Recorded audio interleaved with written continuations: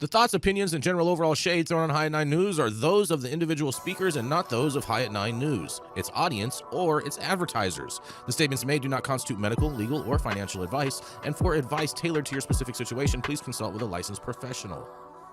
Welcome to the High at 9 News Hour, where you will hear from cannabis industry experts and professionals from around the country talk about important topics while shining light on global issues and discussing cannabis as it relates to politics, regulation and reform, data and technology, science, research and medicine, family and parenting, art, celebrities and entertainment, fitness, sports, mental health and wellness, and plant-based medicines and entheogenics.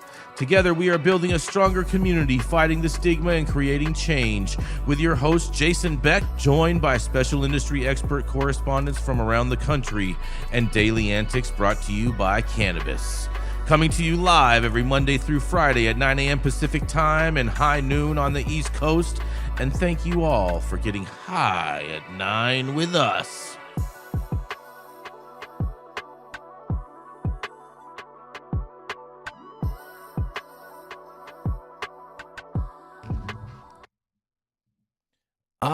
Yeah. Good morning, everybody. That's right. It is Monday, May 12th. And today is National Sapphire Segulah Day. What's a Segulah? You know, you're going to make me go and look this up real quick, huh, Jesse? Hold on. I mean, I can do it too. Hold on. Hold on. 1 second. All right. Sapphire Segulah. Let's see. National Sapphire Segulah Day is May 12th, the day of gratitude for single parents of special needs children, to remind them their service and sacrifices of love are seen, appreciated, and not in vain. Look at that. Segulah is a Hebrew word that means peculiar treasure. Mm-hmm. Right. Mm-hmm. Cool. Very, very, very, very cool. Bird. Yeah. Not bad. It's also National Fibromyalgia Awareness Day today, you guys.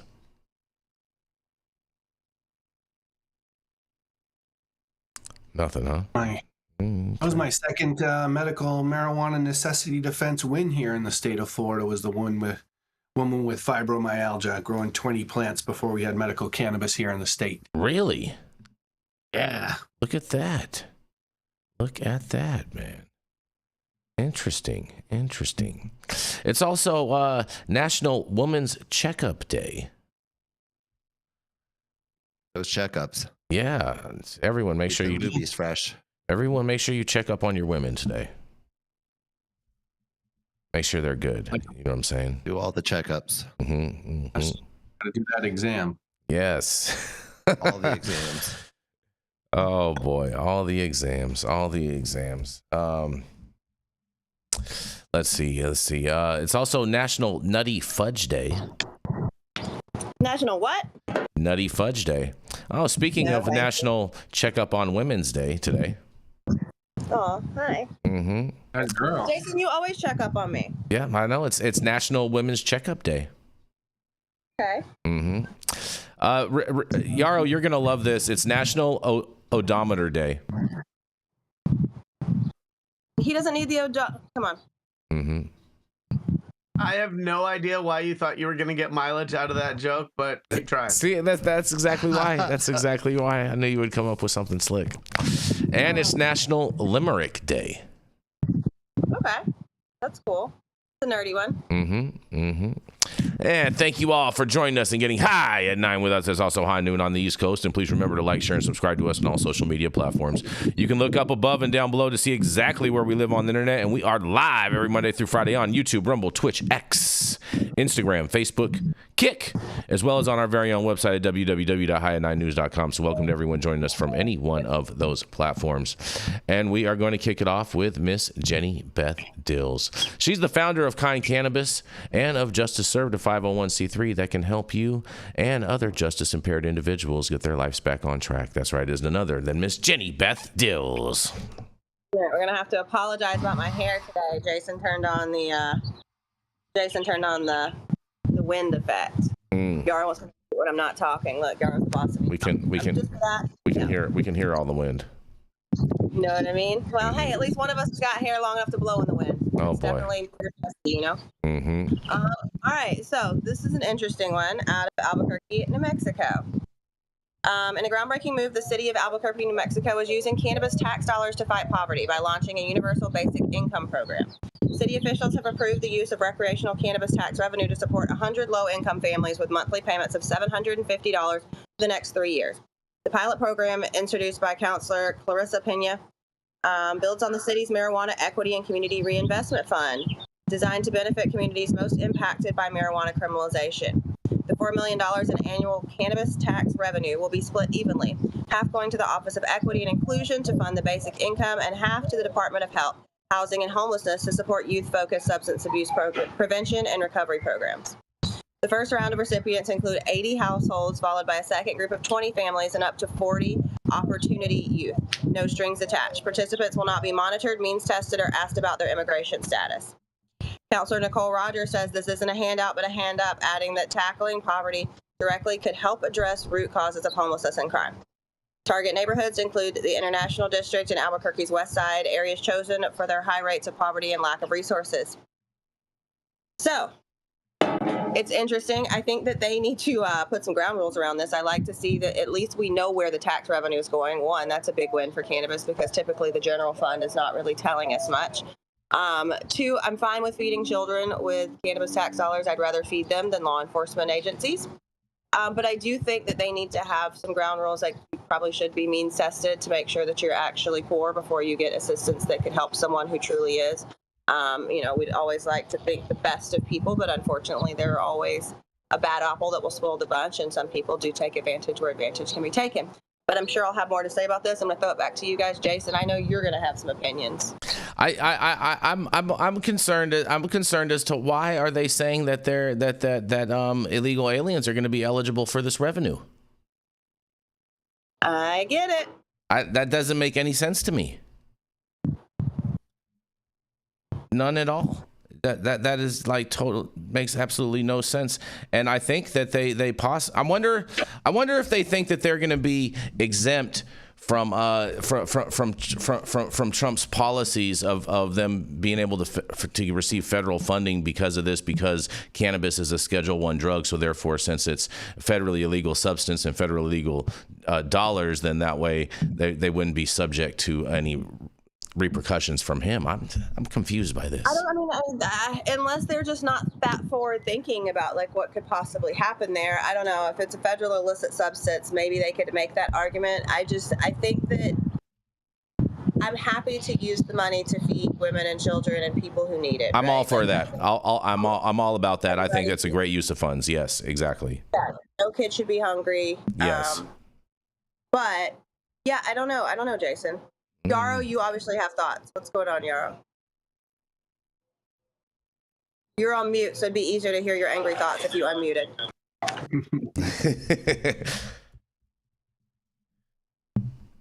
I think the people are illegal good enough already. I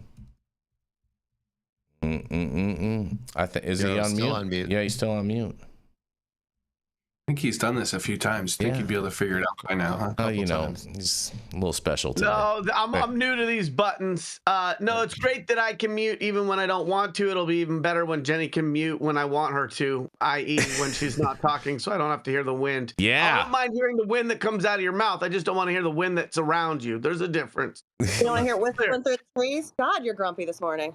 No, just real. So first of all, this isn't federal money, so that's why it does it. This is state tax money. So the states, that's why that conflict around the, immigration status isn't being imposed by the state on those that receive it. In terms of asking about their immigration status, it's not saying that people who aren't here legally can't receive it. They're just saying that as part of their onboarding process, that's not part of what they're choosing to do to check for that criteria. Oh, you're saying they're not making the box on the application to say, are you a U.S. citizen or not? Well, I mean, and think about the cost of administering a program. Every time you have to check for a criteria or a qualification, that's more administrative costs. That's more money that's eaten up by the government to administer a program than it is to actually have those dollars benefit the recipients. Right? Okay. And that's also another reason why the means testing can also, there's an argument not for that. The other reason not to have means testing is because some of the poorest people may not necessarily be the most current on their taxes. And so that's another reason why means testing might not be a criteria that they're requiring. This is a challenging one because it's obvious that these people deserve to have a minimum safety net. And I think cannabis is the worst place to tax for something like this, because this is something that's so obviously a community need, a benefit to those areas, a benefit to those recipients. We need to insist that our government does better and finds permanent funding sources for these types of meritorious causes without adding that to the cannabis taxes for an industry that hasn't proven that as a licit industry, it can stand on its own 2 feet and create successful businesses, sustainable jobs, entrepreneurs, and not just a school bus full of angry investors. So this is, and I've said it over and over and over again. They pick these very worthy causes. What happens then is there's not good luck trying to find a group of people that are subsequently in favor of tax reform or reduction, because they look at these worthy causes and say, oh, so now you want to take it out of these little kids, huh? You want kids to starve, huh? You want cannabis taxes to be reduced? What about Junior over there? He's barely had one meal today. He hasn't got his protein in. That's a good point.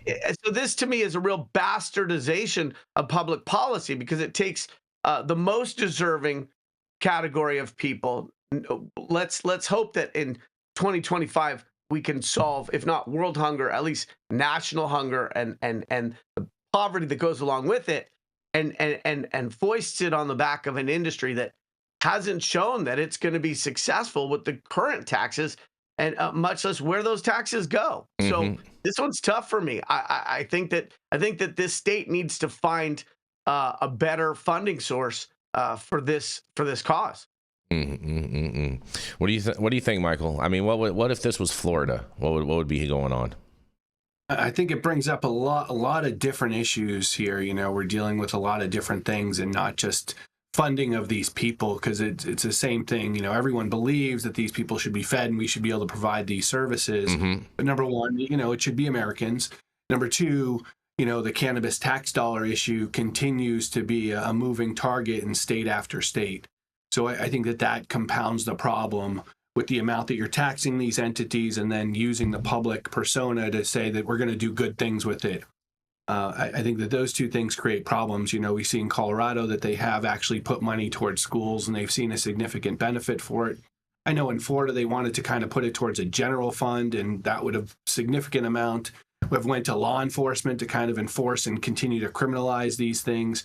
So that's why I think we really need a Dodge in every state to be able to go through and really look at budgets and have people decide what they're going to fund and what they're not going to fund, and taxpayer dollars should be going to, you know, things that we need first, things that we want second, and things that are nice to hear from. Then that should be an option that people can elect to fund if they choose to on their tax returns. So I think those causes all kinds of problems, but of course we always want to benefit the communities and, you know, give back to the people. But I think it does create a quandary. And, you know, with here, we did the same thing with past legalization to you know, help fund it for schools. And you get this whole rhetoric, you know, back and forth. Is that the appropriate mechanism? Do you want to use drug money for these types of issues? Versus, you know, where else are we going to get the funding? And with Florida, we were again in the bottom tier of funding per student in the country. So, you know, these are important issues that really, it's got to be legalized, taxed federally, so that there's some sort of standard throughout the country. And it really, I think, is the only way to get rid of sort of, or minimize the black market a little bit. Good point. A good points are made. And, you know, there's other implications here, because the article I actually pulled was from the UK. So the UK has looked at this, and they're thinking about global implications. And as they are trying to figure out what they may even do as far as cannabis policy, they're already looking at how they could, that legalizing cannabis could generate enough funds to cover everything from millions of new doctor appointments to universal free school meals. So once again, now we're pushing forward this cannabis taxes are going to save the world, and that's unfortunately not true. We can't afford to pay them, you guys. Help us. We are poor. I mean, honestly, it's going to be a lot of us cannabis operators that are looking for that $750 a month because, help, we broke. Mm-hmm. And it speaks to a couple things, which is we see the replication of policy missteps as we see countries or states go online. And so and we also see sort of almost this purchasing of support for cannabis legalization by earmarking the presumed future tax revenue to meritorious causes. And I think that that's a real dangerous construct to continue to put out to other states or nations. And then when we hear my cohort from Minardi Law talk about federal legalization, which will include federal taxation, those two are going to come hand in hand. Yep. If they ever come. There's no room for the feds to eat off this pie chart when there's no room on the pie chart for the entrepreneur to survive to begin with. And so until there's tax reform at a local and state level, federal legalization coming with federal taxation is going to be a gut punch, or even a strike lower than the gut, to a dick kick for lack of a technical term, to the nascent industry. Yeah. So to see England talk about free meals, free school lunches, like, England, get your shit together and put in free school lunches, whether legal cannabis comes or not. Kids deserve to have a lunch. I agree with that. If we can't all agree that no kid should starve after we put somebody on the moon 75 years ago, then we have real problems that cannabis taxes aren't going to solve, because we're not prioritizing having a better world tomorrow. And if we can't feed the youngsters, then like, really, we should go back to being a third world nation. Yeah. Because they're probably doing a better job of that. Yep. And I was just so excited to hear Mr. Minardi advocating for Doge in all 50 states, because I'm a big supporter of that. Love it. Yeah, I'm a huge supporter of that. And yes, and I just want to say, on that, I guess, weed for the people. And also, happy birthday, Braxton.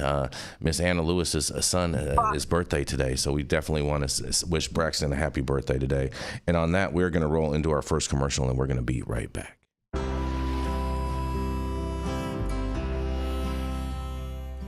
Oh man, your knees still bothering you, man? Yeah, my left one, But I'll tell you what, I've been using this new CBD cream, and it works like a miracle. CBDs? I done heard about them CBDs. I was out there on them Twitters the other day, and I heard they get you high as a kite. Well, not this stuff. This stuff is tested. Every batch, all the way through, pharmaceutical grade, and in a GMP certified facility. So you're not going to have to worry about flying high. GMP certified? I might have to try some of this out. Where I'm even find this? You go directly to aimhighhemp.com and they will ship it to your door right away. Tested. It's not a name, it's a promise.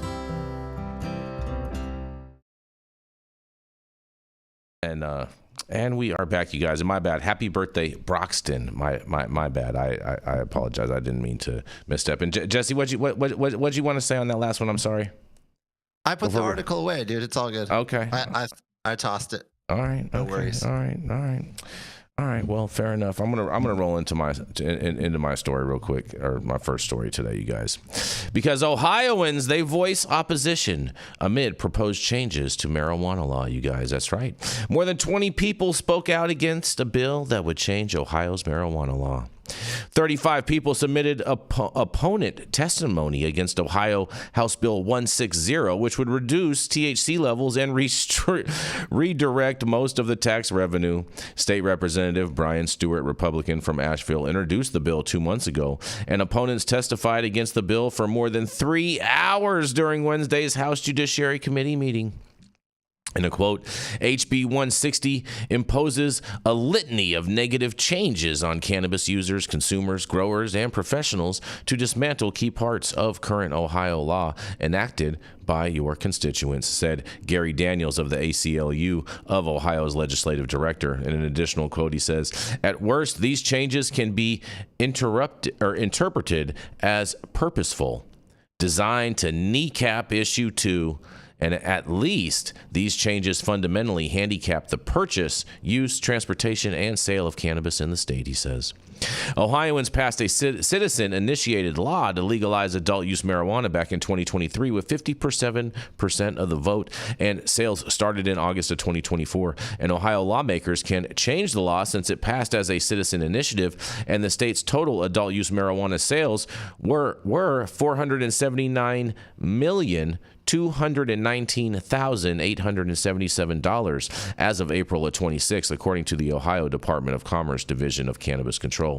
HB 160 would reduce the THC levels in marijuana extracts from a maximum of 90% down to a maximum of 70% and cap the number of marijuana dispensaries at 350 and reallocate the bulk of marijuana tax revenue to the state's general fund.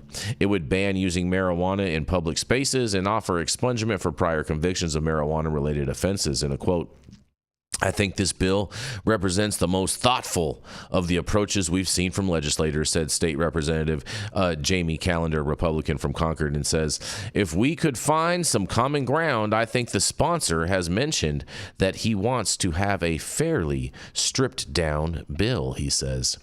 HB 160 would repeal the Cannabis Social Equity and Jobs Program, which was enacted through the passage of Issue 2, and the bill also has an intoxicating hemp provision that would require every THC product to only be sold at Ohio's regulated marijuana dispensaries. During the committee meeting, Callender held up an intoxicating hemp product he recently purchased with the Hawaiian Punch logo on it, and in a quote says, "This is to show that there is some common ground," Callender said. 1,000 milligrams of THC, 96.1% THC, no ID required to purchase, no ID required to go into the location. "We don't want children having access, and we don't want false labeling," he says. The bill would also make it illegal to purchase marijuana in another state and bring it back to Ohio. Well, that's already the case, but in a quote, "But Ohioans can still return home from their favorite out-of-state microbrewery with a can, a six-pack, or entire keg of beer," says Daniels. And many of the opponents were not shy about pointing this out, and they say, in a quote, "The Issue 2 campaign was called Regulate Cannabis Like Alcohol," said Karen O'Keefe of Marijuana Policy Project's director of the state policies. Yet HB 160's unnecessary and erroneous restrictions on cannabis in no way resemble how alcohol is regulated. "Would you ban possessing bourbon purchased in Kentucky?" she asks. Opponents question where they would be legally allowed to use marijuana if the bill passed. And in a quote, "If people can't consume at home and sharing at a friend's house becomes illegal, where are they supposed to consume safely?" asked Dr. Anthony D. Riley, founder of Ohio Cannabis Live and the Ohio Cannabis Expo. He says, those opposed to the intoxicating hemp provisions are worried about the ramifications of limiting sales to only marijuana dispensaries. And in a quote, they say, "We have concerns that the language in SB 160 would ban most types of legal hemp products from retail sales, reducing access for consumers," said Ohio Grocers Association President Kristen Mullins. And instead, she wants lawmakers to incorporate regulatory oversight such as age-restricting products and product labeling. And the Ohio Senate passed their own version of the bill that would overhaul the state's marijuana law back in February and shortly before the House introduced their bill. And there are some similarities between the bills, such as lowering THC levels, requiring marijuana to be used in a private residence, and capping dispensaries at 350. And one of the biggest differences with Senate Bill 56 is limiting Ohio's home grow from 12 plants down to 6, and that bill would also combine the state's medical and adult use marijuana programs under the Division of Cannabis Control. And SB 56 has yet to have a hearing over in the House, you guys. Man. Just sounds like Ohio's market's already messed up. It sounds like they're trying to mess it up even more, and I can't wait to hear what you guys have to say about this. Well, wait, so somebody better the people are trying to unmess it up. Yeah, the people are trying to keep their voter initiative intact, and they're like, hey, don't be changing this and this and that, and you know, and I don't understand why the state is trying to say, hey, you guys can't go out of state and purchase weed. I mean, because that's already against federal law in the first place. So like, I don't understand why they need to have a state law to reinforce that. That's just kind of stupid. No, Well, is it 100%. actually interstate commerce to go buy your Yes. own personal weed in another state? Yes, bring and it back? especially any amount. It doesn't matter. And once you purchase something like, so most of the people are going to Michigan and buying their weed, right? And so you go and you buy your weed in Michigan. It's going to have a Michigan state symbol on it, and then at that point, once you cross the state line, it is considered interstate commerce, and at that point in time, you have committed a felony. Yeah, might I suggest if I were you, and I was trying to do something, wink, wink, maybe switch the packaging out when you cross that state line. Put it in a sandwich bag. Yeah, just throw it in a sandwich bag. You know what I mean? I grew this. I don't know. I think that Ohio is really interesting. I think this is why it's really important to understand how laws are passed, right? And because it was passed as a voter initiative, now the government's like, well, it's our turn to jump in and try and fuck this thing until we can't anymore. Mm-hmm. So I think there should be some foresight in those things. And I don't know that Ohio is really going to adhere to the will of the people. No. Facts from them. What were you going to say, Michael, in regards with this? Yeah, well, I was going to say in Florida law, we know that didn't happen. We passed by 71% our voters' initiative medical marijuana, and they tried to screw us over at every point. But it just becomes this continued fear-mongering with the THCA caps or THC caps and stuff like that. We've had that introduced a few times here in the state of Florida on flower only, not even on concentrate. So at least they're kind of halfway a little bit more intelligent and capping concentrates as well to 70%. Because I guess there's a difference between 70 and 85%. You're going to go more mentally ill. Mm-hmm. Because that's what it's all about, right? The mental health issue with higher concentrations of THC. This is the thing, is we know that all the THC numbers are all total bullshit. So if they pass it, you're just going to have everybody saying, hey, I want my product to test at 70% or 69% or whatever is going to be like the main marketing thing, and they're just going to be colluding with the labs, and that's all that's going to happen. And besides that, what do you think they're going to dilute the weed with? Yeah, exactly. You're going to put in an extract or a concentrate to make it 70% when it should be 90. Mm-hmm. More terpenes, so you can't even inhale it. It just burns you. Yeah. Right. Well, it's a crazy dilemma with regards to that, and I always bring it back to the alcohol dilemma. You can get a 2.5% beer or 180 proof bottle of Everclear in Florida. Mm-hmm. There should be options for people and what they need. Ohio overall, I think, has been interesting to watch over the years with their challenges and their changes and consistent laws, changes in their laws. But like every state, I think it continues to go down to federal legalization to stabilize a market. All these states are doing like Florida, and Ohio also, they're anti-capitalism, right? By putting these limits on dispensaries. And I understand, people love Florida's market because of that, but it's generally anti-American. And anti-capitalism, which is what our country is founded on and based on. Let these competitors fight it out. Let people get into business, and the strong will survive. Mm-hmm. Go for it, Yarrow. You're on mute. Not much more to add that he didn't say. It surprises me that under DeSantis, you've got a winner and loser business model that really doesn't allow for and foster competition.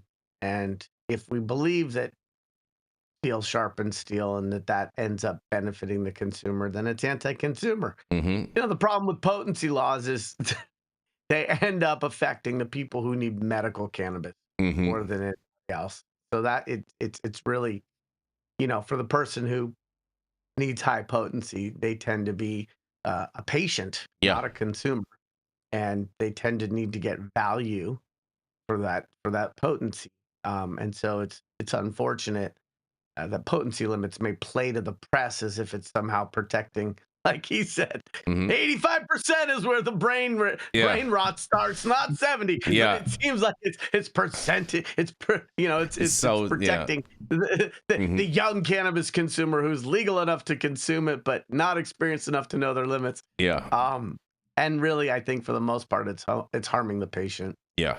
Yeah, I totally agree with you. And on that, we are going to keep this train rolling, and we are going to roll right on into Mr. Michael Minardi Esq. He's an attorney from Florida who's been fighting for patients' rights and for legalization for the past 15 years. And he also has his own law office out there in the great state of Florida. It is none other than Mr. Michael Minardi. Hello, happy high noon to those on the East Coast. Hope it's a beautiful day for everybody where you're at. And, I sent you that with 15 years. And then after I heard you say it, I realized I've been practicing for 20 now. Oh, man. Well, that's what you sent me, too. So, yeah, it happens fast. So today, something we've been dealing with a little bit in regards to the hemp industry and space like that, and trying to figure out why all these alcohol companies are getting involved with distribution in hemp. And so there's two articles I'm going to touch on today. One was from the 8th.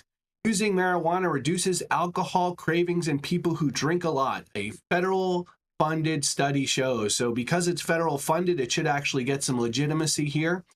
But in that article, it states that a new federal funded study found that using cannabis before drinking alcohol can significantly reduce consumption and cravings. Research conducted by a team at Colorado State University and the University of Colorado, albeit a small sampling size of only 62 adults who use both marijuana and alcohol, engaged in heavy drinking for at least 3 months. Participants consumed marijuana before alcohol in one session and only alcohol in another. The study revealed that when cannabis used before alcohol, participants drank 25% fewer alcoholic beverages on average and reported lower cravings for alcohol. The study, funded by the National Institute of Health's National Institute of Alcohol Abuse and Alcoholism, provides evidence of substitution effect. The users replaced some or all of their alcohol use with cannabis. While not every participant drank less after using marijuana, those who reported reductions also reported reductions in cravings compared to alcohol alone. The study concludes that cannabis may serve as a substitute for alcohol for some individuals who drink heavily, with craving reduction being the mechanism through which this occurs. The authors acknowledge that the size of the study effects and further research is recommended, which can serve as a harm reduction to people who use alcohol. The findings indicate initial support for the idea that legal market cannabis can serve as a substitution for alcohol among some heavy drinking individuals, but factors such as demographic differences, cannabis use motives, social context, and subjective drug effects warrant further investigation. One of the things that it didn't have there, which I hear a lot, is employee drug testing. The study follows a separate survey analysis published in March that found 3 in 4 young adults reported using cannabis for alcohol at least once per week. And this trend reflects rapid expansion of the hemp product marketplace. Other recent surveys have found that more Americans now smoke cannabis daily than drink alcohol every day, and that alcohol drinkers are more likely to say they would benefit from limiting their use than cannabis consumers are. Now, a second follow-up article that just came out related to that are alcohol use is declining and THC is swooping in. So we know that this is the reason why these alcohol companies continue to go after the CBD and hemp market. They continue to destroy it in state after state. We see this in Florida, which, thank God, failed to pass, but in other states over the past couple weeks have moved towards, as we know, the THC beverages being controlled or distributed by the alcohol companies. In June 2023, John Harper began selling THC beverages in Minnesota-based top 10 liquor stores, and the products quickly became a hit. THC beverages, which contain the main intoxicating compound in cannabis, now make up 15% of his overall sales. The surge in popularity of a broader trend where Americans embracing, I love this comment, a California sober lifestyle. reducing alcohol consumption in favor of cannabis. 2018, obviously, the Farm Bill allowed that for drinks no more than 0.3% Delta-9 THC. And the market has grown rapidly, with U.S. market for hemp-derived THC drinks reaching $382 million in 2024, projected to grow to $571 million in 2025. THC beverage makers have largely avoided the strict regulations that are applied to marijuana companies, but they face a delicate balance. Too little regulation could lead to bad actors and potential bans, while too much regulation could stifle growth. Entrepreneurs are hopeful for a Goldilocks zone of regulation that legitimizes their businesses and supports growth. The market's attracted various players, including established alcohol makers, brands like Can and Seltzer, and have significant growth, while Can's revenue has grown 70% in 2024, and High Seltzer's producing between 1.2 and 1.5 million cans a month. However, the industry faces challenges, including the clear need for federal regulations and the potential impact of future farm bills, and obviously the states that continue to regulate these industries. So there you have it. Not only the why, but the reason, the money, it always goes back to that. These companies are losing out on funding, and as a result, they're trying to take over the cannabis industry by being the sole seller of cannabis beverages. So what do you guys think? What we know is that you shouldn't mix alcohol and THC-improved beverages, and we got to continue to regulate this market in a reasonable way so all people can use it responsibly. I mean, all right, there's a few things to unpack. One, the protectionist thought behind Can and them trying to corner the entire market. Two, as the resident Italian mom, and Yarrow can probably agree with me, as we all agree with red wine on more than an occasion. The reason probably why the alcohol intake is cut down is because, have you ever had 3 or 4 glasses of wine and then smoked a fat joint? I've done it as a college-aged woman, and there's a lot of throw up involved sometimes. So I think the crossfade is a very real situation, and I think that listen, everybody should cut their alcohol use if they can, right? And there's been times where I've done I'm doing a sober week, so I would raid Jason's fridge of all the THC seltzers that he's not going to drink anyway, and then a nice substitute. Now, am I going to go on a Friday night and rage at Rufus du Sol and drink my little canned beverage? I'm definitely not. I'm definitely not. So I think there's a time and place for everything, but I also am kind of like, duh, why do we need to do this study? It's pretty obvious. Go ahead, Yarrow. Well, first of all, I don't think everybody needs to reduce their alcohol consumption. I actually need to increase my alcohol consumption. And maybe that'll help. The truth is, when I go, to the doctor and he's like, do you drink? I'm like, not enough. Like, what do you mean? I'm like, I just don't have time. So, it prevents me from operating a motor vehicle. But while everybody was doing dry January, I was like, why are you just scraping 1/12 of the calendar off of your, it just doesn't make any sense. There's too many good wines. There's too many amazing, unique, different alcohols for me to start in the middle of my life saying that no, I understand that it may not help me rock a 6-pack if I drink a 6-pack. I get that. But I mean, I'm just going to say, here in Sonoma County, there are so many amazing alcohol producers, and not just wineries and vintners, but also the spirit, our spirits industry. We have a craft spirits industry, and then our beers. I mean, if you don't like Pliny the Younger or Pliny the Elder, I don't know what you are drinking. And it's not just Sonoma County. Think about Red Tail Ale, Anderson Brewing Company. There's a lot of great alcohol. And for those that don't have a problem with it, I encourage you to drink more of it. That said, yesterday on the crossfade for me was rosé. Hey, no, not rosé all day with a Pinot Rosé.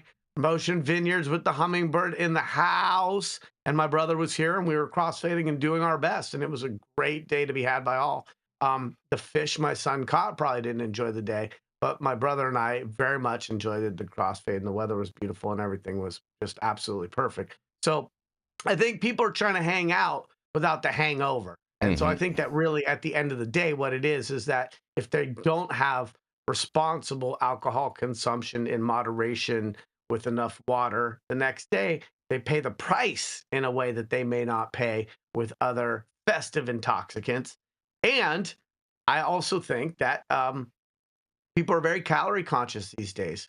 And so we've got this very visual culture, and everybody's doing things for the gram and sucking in their cheeks. If they're not sticking Ozempic in their eyeball with a syringe, they're thinking about how to turn sideways for the photo so it gets the best angle of them. And, you know, there's a lot more calories in alcohol than there is in cannabis, right? Like, that's the world's biggest understatement. So I think that's a lot of it as well. And also this sort of health conscious, like, I don't want to be without homeostasis and festive intoxicants, but I also want to be healthy. And so I think if alcohol could address some of those, it will continue to have a place in the refrigerator. And then I also think that this convergence of convenience and form factor for cannabis is novel, but is going to take on. I know you don't agree with me, Jason, and frankly, that's the only reason I still stick around.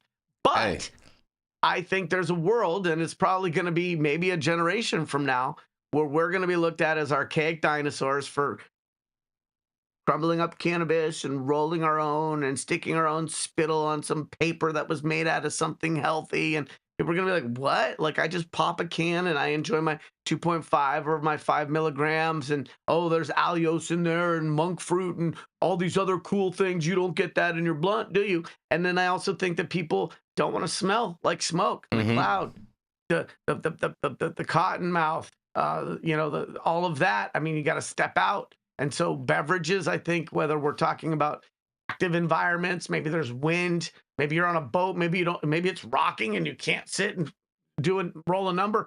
I think beverages are just going to continue to increase. I'm bullish on beverages. I know the data isn't there yet to support it, but I think that it's a very easy way to socially enjoy cannabinoids. I mean, I mean, Jason's gonna hate it for you. I would agree that it's an easy way to consume, but it's not an ideal way to consume. It's a pretty lame way to consume, and you know what I'm saying? It just is what it is. And you know, the fact of the matter is you don't get the same type of effects that you get from actually consuming flower from a beverage. And I think that if you did get those same the same effects as flour in a beverage, Yarrow, I would totally agree with you, right? But until that happens, and it's never going to happen, so beverages are never going to really be a thing, and it's just going to be this big investment hole that all these investors keep dumping all this money into, saying, "Oh man, it's going to be so great one day, da da da da da." And it's just gonna, they're just gonna, Well, while we're about dumping things in holes, I'm going to disagree with you, Jason, before Yarrow has to. They are a fucking thing. Like, there was a wonderful wine product that came out that was a cannabis wine in California. How much sales did they have? What? Yeah, exactly. How much sales did they have? Exactly. Yeah, exactly, because they went out of business. Let me finish. How many companies are still in business? Look at Uncle Arnie's. Go check their numbers, because they're pumping them. Go look. They're very successful beverages, and like, I don't know, for some of us who actually spent time in the dispensaries they ran. I'm just kidding, Jason. I know you did too. There are people coming in on the daily buying alcohol. Or not alcohol, buying drinks. Right? They're not always buying like hey, can I get a 6-pack a can? But those shots, the shots sell exceptionally well. Why? Because I'm on the way to the concert and I want to be stoned the whole time. I'm just going to pull that in the parking lot on the way through the line, toss it in the trash on my way in, and they're selling, Jason. They are selling, whether you enjoy them or not. They do sell. I know that you personally enjoy being the skunk in the crowd. People are like, "Why does it smell like weed in here?" And Jason's like, "Ha ha ha." But some people don't want that level of indiscretion. I think Jason is the skunk in the crowd because his dating practices have been compared to Pepe Le Pew. We're working on that. And ladies, if you want Jason Beck to be your own, call me. Yeah. You guys are all funny. I'm glad. I think we're dancing around something here, and that is that the alcohol industry is actually a great example for what is to come. And Yarrow, I think you're right, and Jason, I think you're a little short-sighted on this. Whatever. I think when you look at the alcohol market, most people drink Bud Light and White Claws and seltzers. That is the majority of the market. And what I mean by that is It's just trash mid product that's designed to just, it's a delivery system that's quick and easy. And that's what people want. And they don't want to question it. They don't want to know about the flavors. They don't care about the quality. They don't care about Amaro or high quality wine or your bourbon this or any of that. They're not into all of these things. Now, people like us who are aficionados of, if you're an aficionado of weed, you're probably an aficionado of a lot of things. Why? Because you care about terpenes, you care about flavor, you care about nuance, you like all the differences between all of the different cultivars, you like tasting a whole bunch of different Amaros or bourbons and going down this journey of lots of different wines and understanding all of the differences. And that's really fun for us to discuss and debate. We love that stuff, but we are literally like 5% of the population. We are not normal people in that regard. Well, I don't know if I'm normal, but my hope would be that the 5% average is what I mean. We're not the average consumer in that regard. The average consumer wants a 6-pack of Bud Light. They know what it tastes like, whether they're in Vermont or whether they're in California. It's going to be exactly the same. They're going to pop it in their cooler. They're going to go to the party and they're going to drink it. That's it. That's all they care about. And they might have a favorite whiskey or a favorite wine or whatever that they drink all the time. And it's also available everywhere they go. That's why more people drink Jack Daniels and Jim Beam than any other whiskey. There's a reason behind these things, and the markets and the branding works that way. And I think that the future of cannabis is going to be that. Most people are going to go for the super mid-level delivery system that's super easy to understand. When you can get a nano-emulsified drink that hits you in 2 to 3 minutes if you slam it, that's what you want. You don't care about anything else. And so I think you're right on that, Yarrow. So, yeah, it's like I get back $30. Go ahead, sorry, Yarrow. Couple things.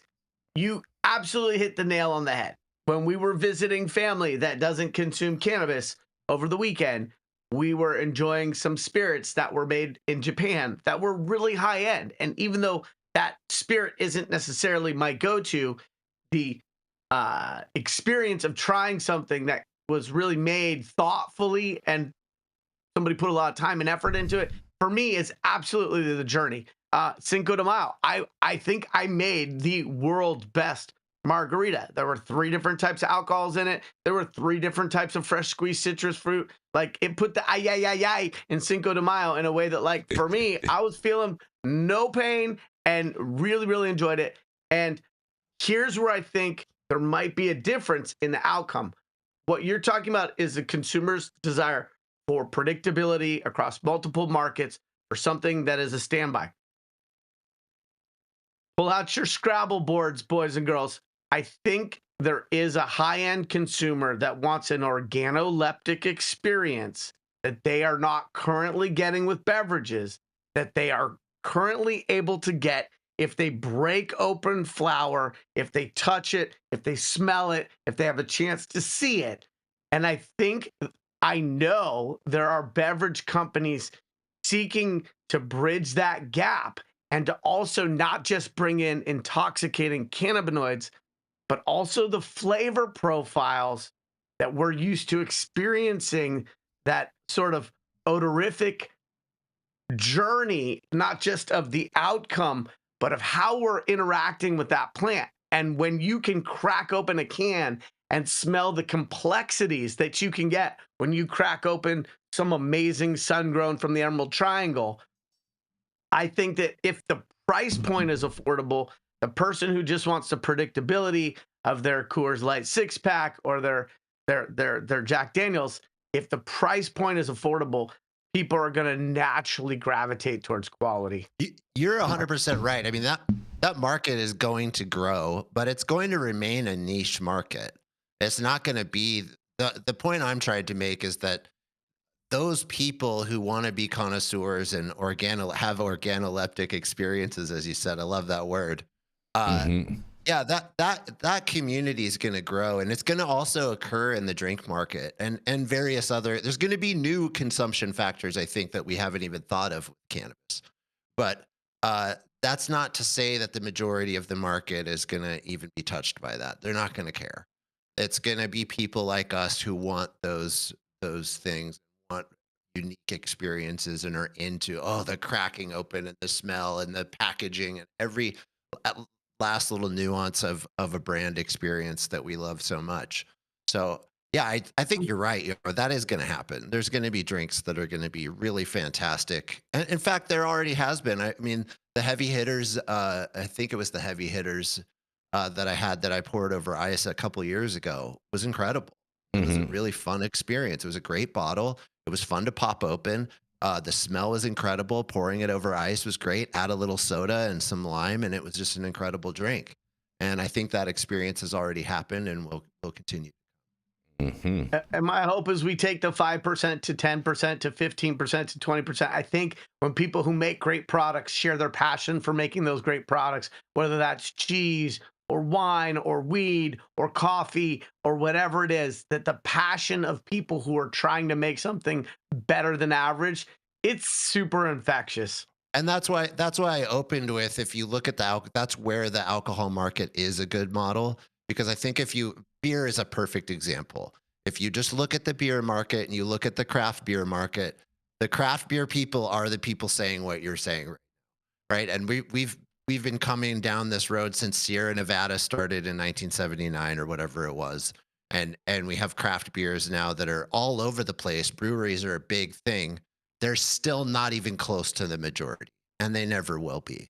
Bud Light and Coors Light and Molson and those things and Modelo will continue to dominate forever. Yeah, and that's just the way it is. Yeah, shout out to Modelo. And on that, we're going to roll into our next commercial, and we are going to be right back.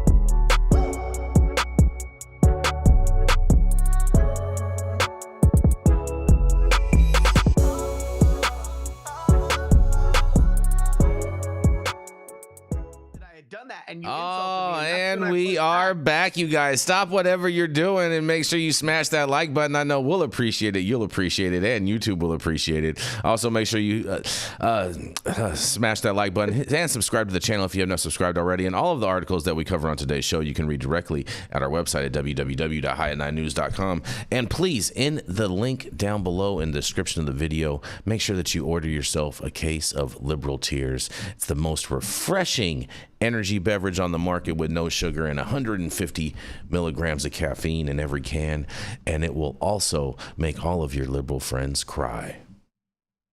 I just ordered the summertime strawberry salad with added steak on top here at Anna's. Make sure you do the same thing too next time you're in downtown Long Beach. Come on down and check out Anna's joint on the 400 block of Pine Street. They have amazing selection of beers, foods, and when you come down here to Anna's, you can even challenge me to a game of shuffleboard if you want to lose.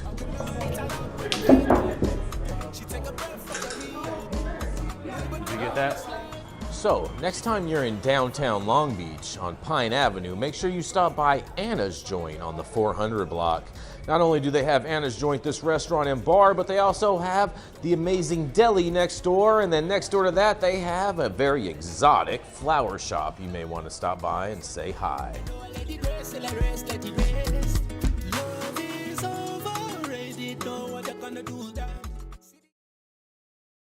Drop a pin. Oh, and we are back, you guys. All right, coming up next, you guys, he's never got nothing to say. The Sapphire Sage, the real estate guru on the High at 9 News, the angriest elf on the High at 9 shelf, Yarrow Kubrin. Thank you, Jenny, for what was it was a decent intro. I'm not. Shall I hold you? What do you need? What would make it better? I'm not mad. All right. So, good morning, High at 9 News viewers. My article hot off the press this weekend from Cleveland19.com. Kent State Partnership produces cannabis courses.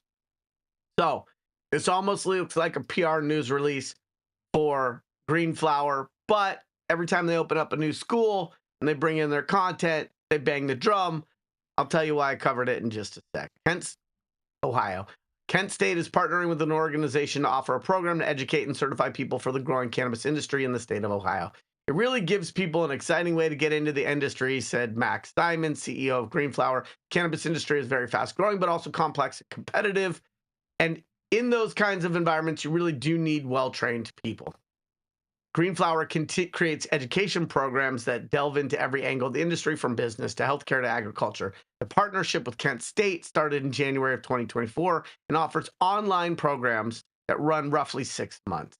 Only in the program's second year, Kent State reports 243 students have already taken the course. Simon says the cannabis-related certificate program helps supply a growing new industry in Ohio with high-quality employees. I think it lends real credibility to the programs themselves and also gives people an exciting way to get involved in the industry, said Simon. And the new industry is booming in Ohio. According to the Division of Cannabis Control, non-medical marijuana sales are at nearly $500 million since August of 2024. And with courses like the ones offered at Kent State, Simon says there is a certified and educated workforce joining the industry that offers safety and quality. The promise of the legal cannabis industry is you're going to have a product that's tested, safe, that's consistent, and that's delivered in a compliant, educated way, says Max. Yes, Max, obviously. Registration for the next rounds of classes opens through Sunday. So let me tell you why I covered an article that almost looks like an advertisement. We've known for a really long time that education, cannabis education, was a gap. There was a hole there, and there were courses and trainings and companies that came in to fill that gap, whether it was Green Flower, concierge program, some of the technical assistance offered through some of these social equity programs, whether that was Los Angeles, San Francisco. But here's the problem. Until there are good paying, sustainable jobs, what's going to be the motivation for college students to take these classes? It reminds me of the barista at Starbucks that got a master's in fine literature and is still churning out your half-calf macchiato. Until the taxes are solved, i.e. reformed, i.e.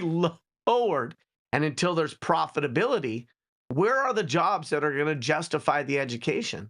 The truth is, at the top of most cannabis companies, they're still hiring chads with degrees from Wharton, no disrespect to the school, instead of operators with deep, deep industry experience. So the top of a lot of these companies are not operators who've ascended through the ranks. And the bottom of a lot of these companies are people who are getting paid no more than if they were working at In-N-Out Burger or painting the side of a house during the summer. So I wonder and worry, for all of you listening, what happens to those that invest their time and money to become more educated in a college environment, to be more competitive in an industry that doesn't seem to be able to afford adequate compensation and growing the pie chart for those who work at marginal or medium-sized companies. This is Yarrow Kubrin, High at 9. Man, That's a good point. Yeah, you brought up a lot of good points, Yarrow. I'm surprised you could reach that high. First of all, shout out to Wharton. Excellent. Exactly. Do a micro master's there. You could do it online. It's not a whole master's. Micro. But I agree with you, Yarrow. We're putting the wrong people at the top, and I think that Ohio is going to be the gift that keeps on giving, Jason. Because what the fuck is going on there right now? I think that they've gotten everything so entirely ass backwards, and they're like, "Hey, we've ruined it. Let's see if we can make it worse." They're like, "Hey, California screwed everything up. Let's see if we can beat them." Yeah. It's like playing golf. Did I hit the high score? Yeah. Oh, that's a good one. That's a good one, Jenny Beth. That's a good. I really actually I agree with you on so many of these points, Yarrow. It's unbelievable. I can't believe it. I'm trying to find some disagreeable aspect of it, but you are actually making some sense today with your story. I'm really impressed. Well, thank you, because education is valuable. It's not becoming more accessible in general, and for people to dedicate their time, their mind, their vocational and educational pursuits to becoming more cannabis knowledgeable, there needs to be something more than bragging rights at the end of that. And hopefully that would be a better track for jobs in the industry. Right now, the industry doesn't seem to be able to stop the bleeding, and the well-compensated roles are not the people who are being hired, generally speaking. There's not a large priority being given to those that have taken the time to educate themselves through a sort of academic route to be a better executive, a better mid-level manager, a better facilities manager.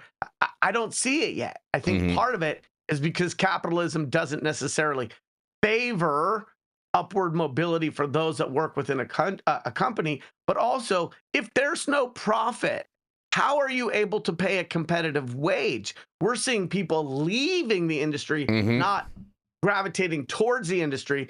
And at the upper echelons of a lot of these companies, we see a lot of people who don't know the difference between a mobile versus an immobile nutrient. Yeah. And so coming in with knowledge that's broad-based, I'm not sure that right now is the time that that's going to work until we have meaningful tax reform and profitable cannabis companies.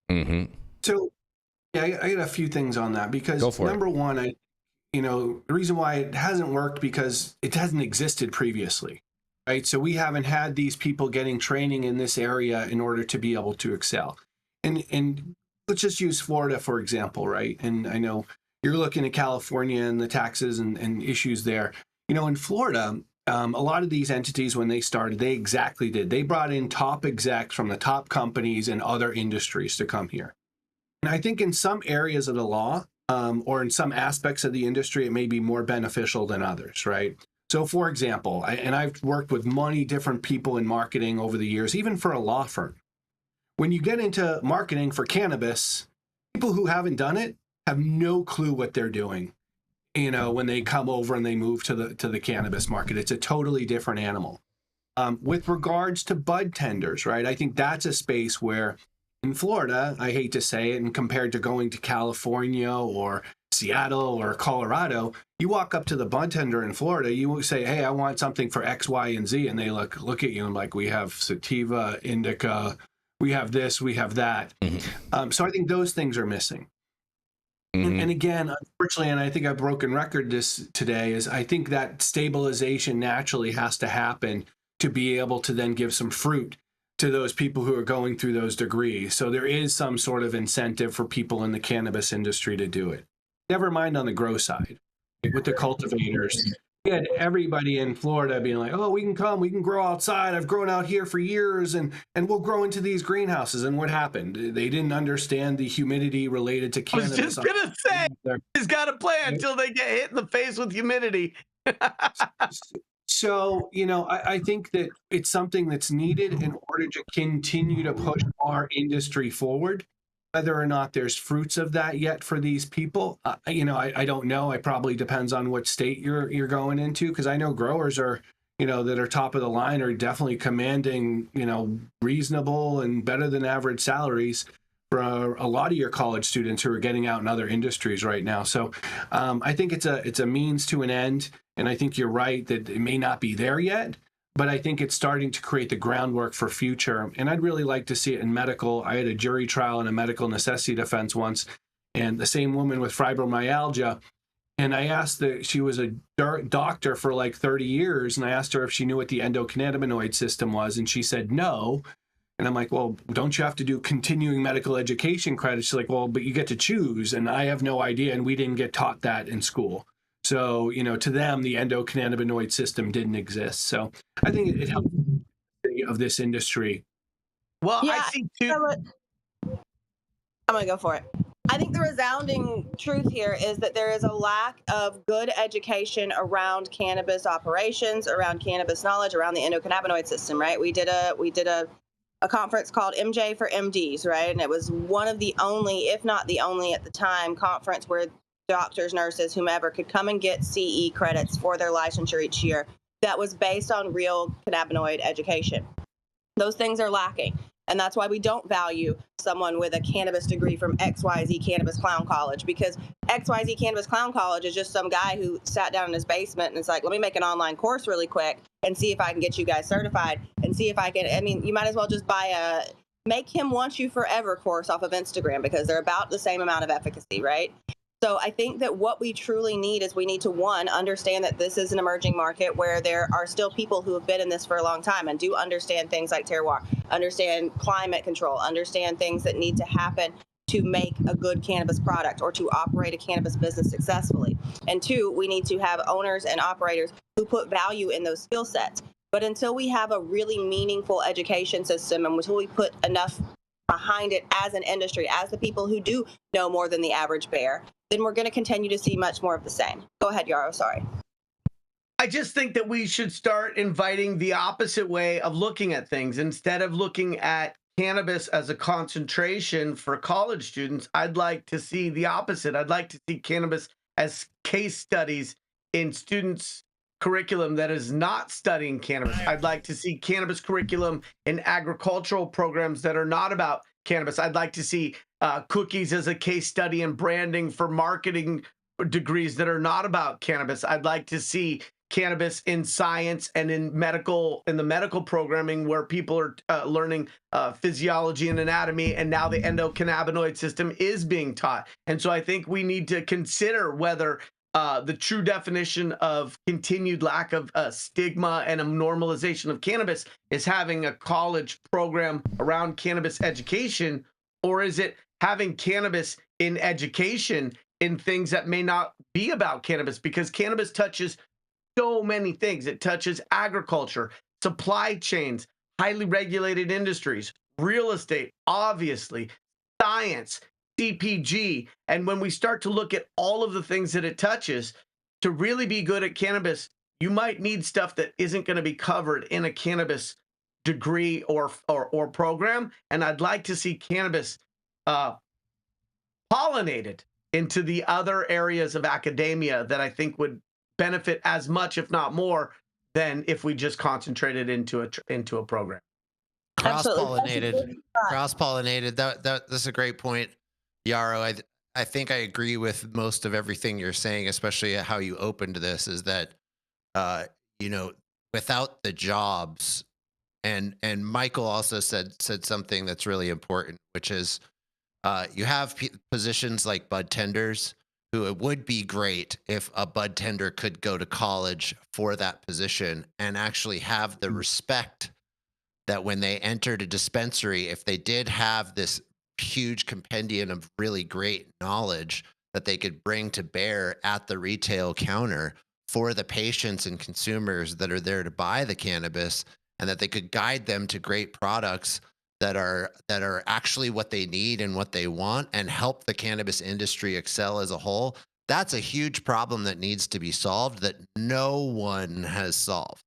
And I think and part of that is the retail itself. They're not prioritizing that. They're hiring whatever teenagers, or, well, they're not teenagers, but they're barely out of their teens, in their young 20s, who don't know anything other than THC percentage and how to sell indica and sativa. So solving that problem is very difficult, because just throwing people into school and giving them these degrees on cannabis doesn't solve the problem. It has to come from the actual job side, and I don't know how we do that. Well, I would argue that it all starts on the farm, right? And that's no disrespect to the entities that are retail heavy or that focus on the consumer. But yeah, I think if you start in the mail room and you work your way up, and if you're in Hollywood, if you've never been on the lot or on a production or on a set or on a studio, it all starts with making movies. And so I obviously have a very NorCal centric way of looking at this. I'm not saying it's right, but it's my lens. I'd say it all starts on the farm, and I think that the schools that are getting kids getting some dirt under their fingernails, talking about living soil, talking about farming in general, are probably going to produce the most qualified people, no matter where they end up fitting in this industry or in a company's org chart, if they understand to some degree farming and the way in which cannabis is a agricultural product first. No matter what you do later, even if it ends up in a beverage, it starts as an agricultural product. I think people who have that foundation, no matter where they end up in the org chart, they're going to be better. And that's where Green Flower itself has a lot of power, and they have that knowledge, and that's where they really do have a lot to bring to bear in a campus like Kent State, and this is probably a great partnership in that regard. And on that, we are going to roll into our final commercial, and we are going to be right back.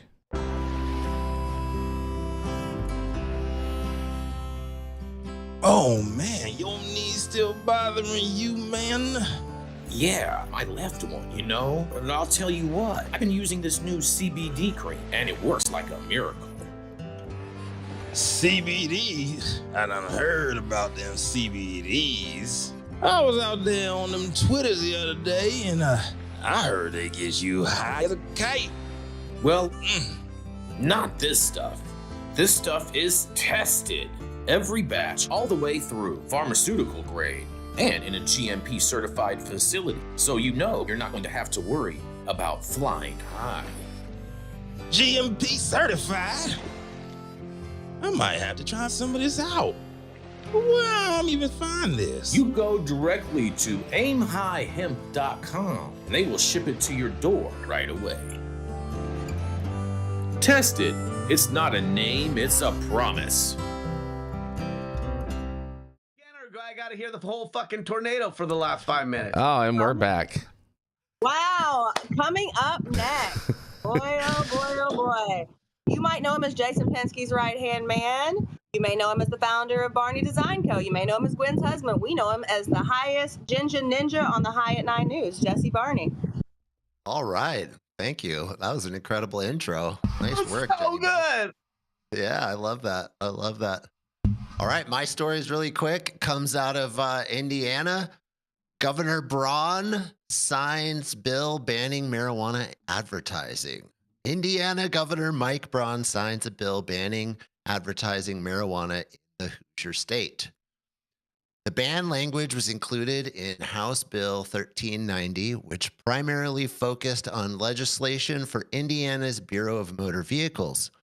Indiana is surrounded by 3 states that have legalized marijuana for adult recreational usage: Illinois, Michigan, and Ohio.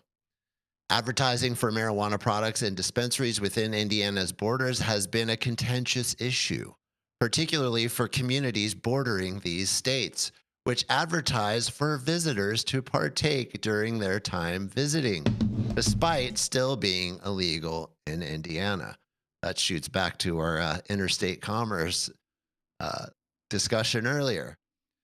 The ban is effective immediately, as of right now, and includes advertising for marijuana by any medium within Indiana's borders.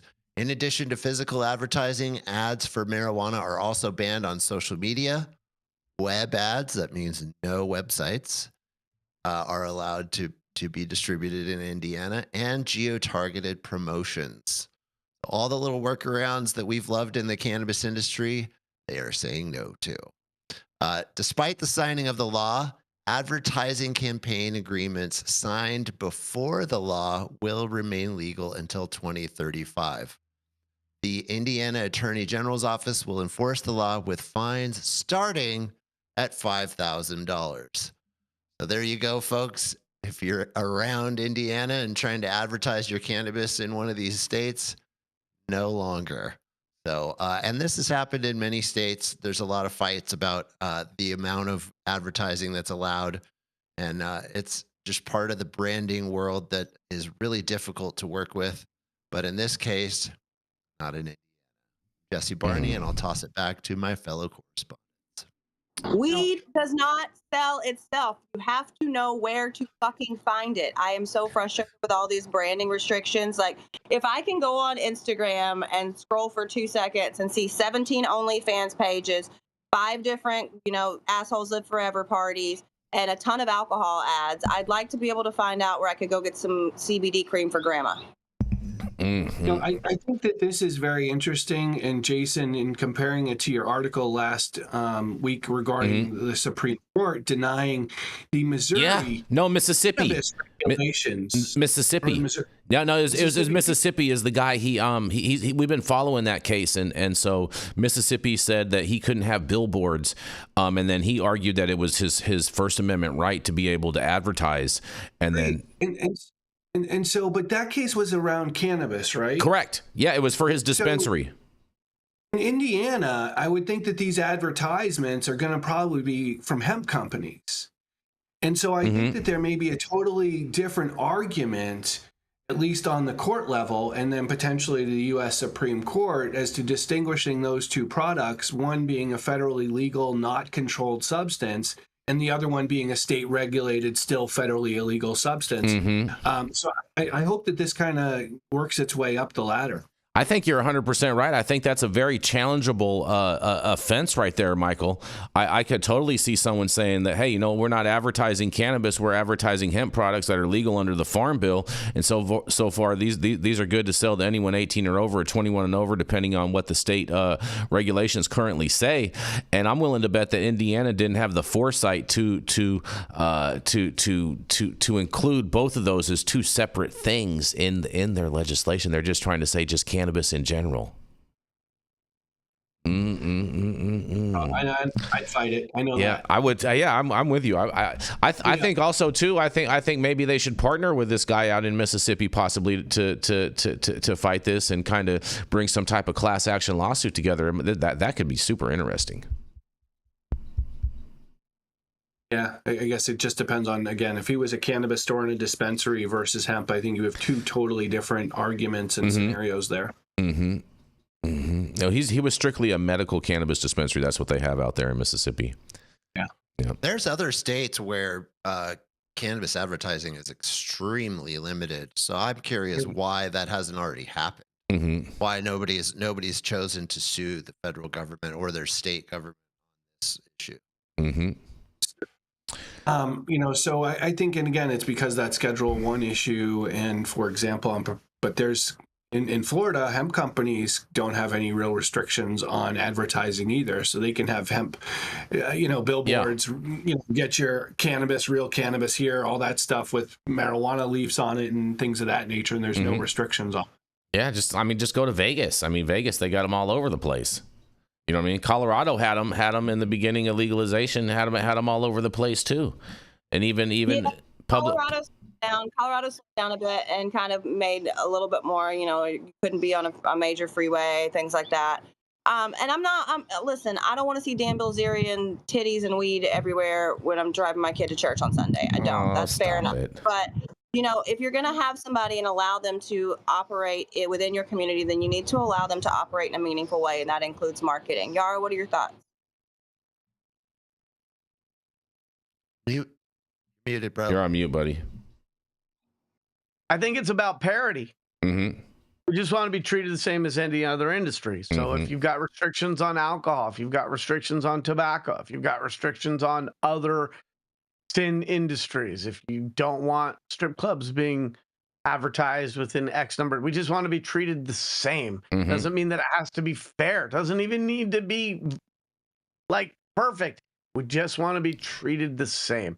And that's when we're talking about consumption lounges, if a state has regulation for a cigar lounge, then it should be able to do a cannabis consumption lounge.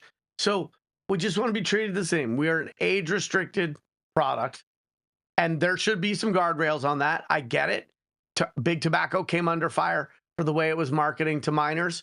And because of cannabis's playful love of things that are fruity and things that include animals and things that include, playing off of existing brands, I understand the concern of people outside of cannabis about wanting to make sure that the advertising isn't trying to solicit a next generation of consumer. So just treat us the same. A little bit of extra restriction isn't going to kill this industry. No, we know what's killing the industry. It's overregulation, overtaxation, and the glacial speed of permitting. So if those things were solved, the other areas where maybe there's a little bit of roadblock or regulatory consideration isn't going to be a big deal. So I think we really, as an industry, need to narrow down what are the biggest issues, focus on getting the biggest results for those biggest issues, and the rest of it, work itself out. It's okay. Yeah. And Joel Eichner, he says in the chat, he says, how about bumper stickers? Honk if you need a bag of weed. So I think that bumper stickers probably are that closest place to the First Amendment, because the person who's putting it on their car, if they're not a commercial vehicle for the business itself, they're expressing their enthusiasm for the brand. Yep. That was, I mean, I think that's definitely a good workaround, and it's going to be impossible for them to be able to enforce on that. But that's very creative. Well, speaking of creativity, I'm going to roll into our final story of today, because you're going to love this, you guys. You're going to love this. North Star, he's a high at 9 head honcho and the biggest pain in our behind. Bringing up the rear, Jason Beck. Well, Arizona, you guys. Trulieve workers ratify Arizona's first ever cannabis cultivation union contract. And I just find this so ironic because of the whole, sad death of the woman at the Trulieve facility in Holyoke, Massachusetts. And so I find this super, super interesting, you guys.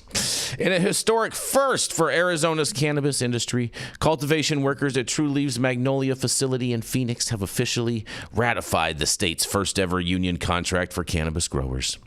The 3-year deal approved Wednesday night marks a significant milestone, not just for Trulieve employees, but for Arizona's broader labor movement. While dispensary workers in the state have previously unionized, this is the first time cannabis cultivation workers, those who grow and process the product, have secured a union agreement, you guys. The deal was brokered by the United Food and Commercial Workers Union, the UFCW Local 99, Arizona's largest private sector union, which represents more than 25,000 workers statewide. And Trulieve's Phoenix-based cultivation team had already made headlines in January of 2024 when they voted 37-4 to unionize, making them Arizona's first agricultural union in nearly a quarter of a century. And now with a contract in hand, they've made history again. In a quote, they say, "This is the first step into being able to have a career in the industry," said UFCW Local 99 spokesperson Drake Ridge.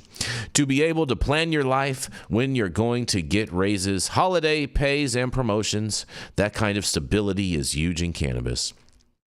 The contract includes guaranteed wage increases, paid sick leave and vacation, holiday pay, insurance coverage, and disciplinary due process protections. And workers also secured a unique perk: the right to take home cannabis samples each month, a benefit they reportedly fought hard for. Trulieve's Magnolia facility sits near Interstate 10 in Phoenix and has been a focal point of Arizona's rapidly growing cannabis sector. The contract vote also marks only the second time Arizona agricultural workers have secured union recognition since the state's Agricultural Labor Relations Board was created back in 1993.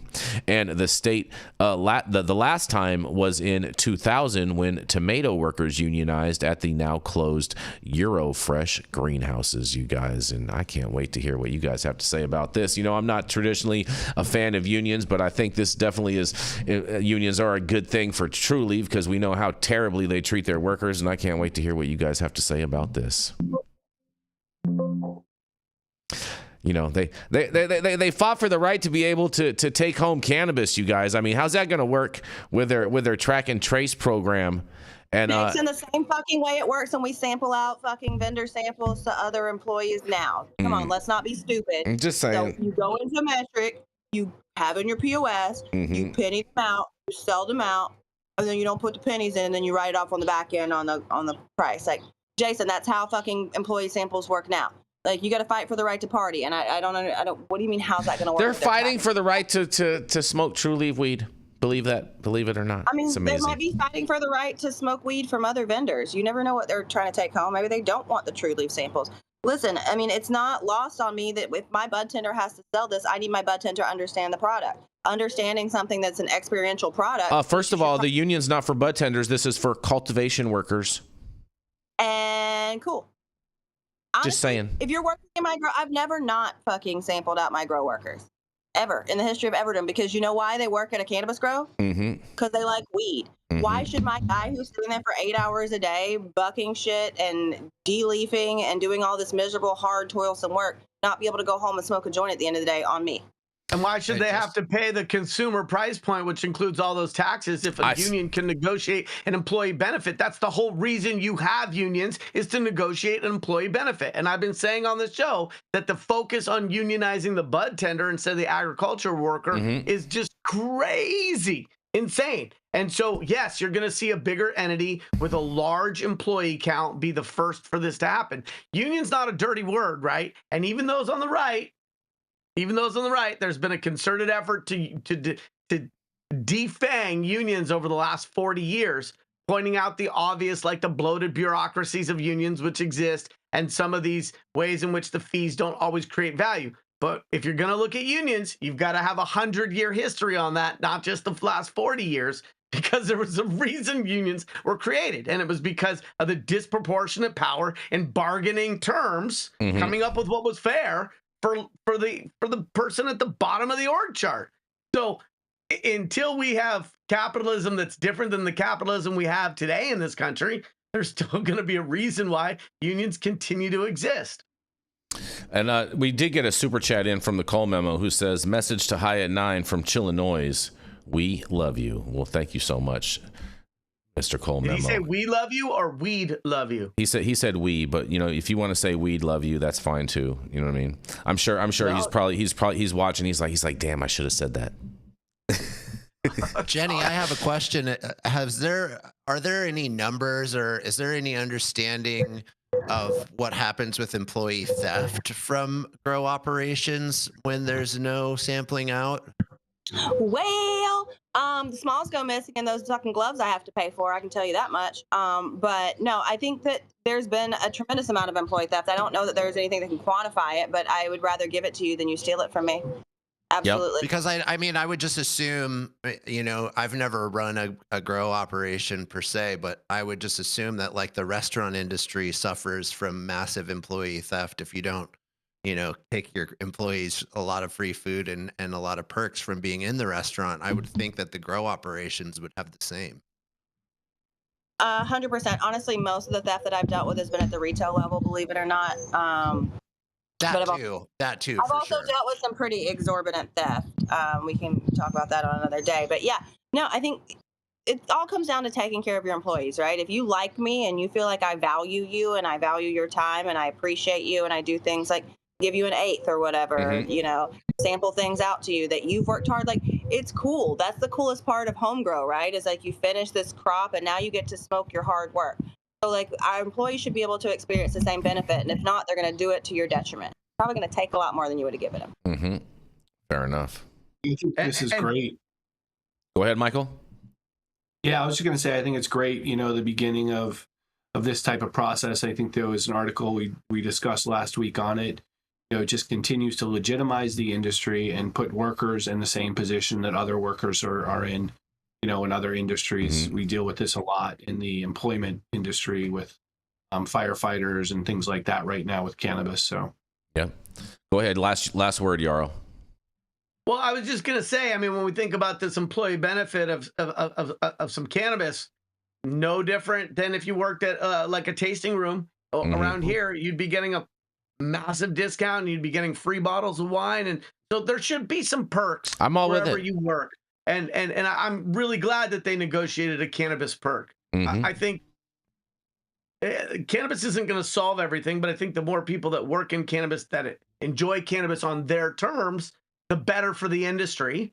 Again, unions wouldn't be so difficult for this industry to absorb if there was meaningful tax reform that left room in the pie chart for unions to do what they do and to provide a benefit.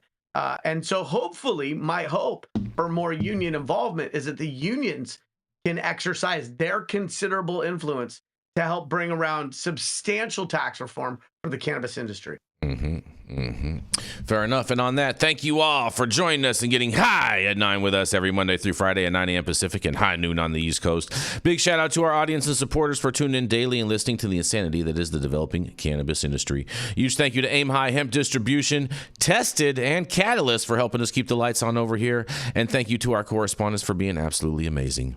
Thank you to Cannabis Sativa L for giving us a reason to do this every day. And thank you to Cloud Media Partners Anthony out there in the metaverse. And thank you all all for tuning in and getting high at 9 with us. We are America's #1 daily cannabis news show.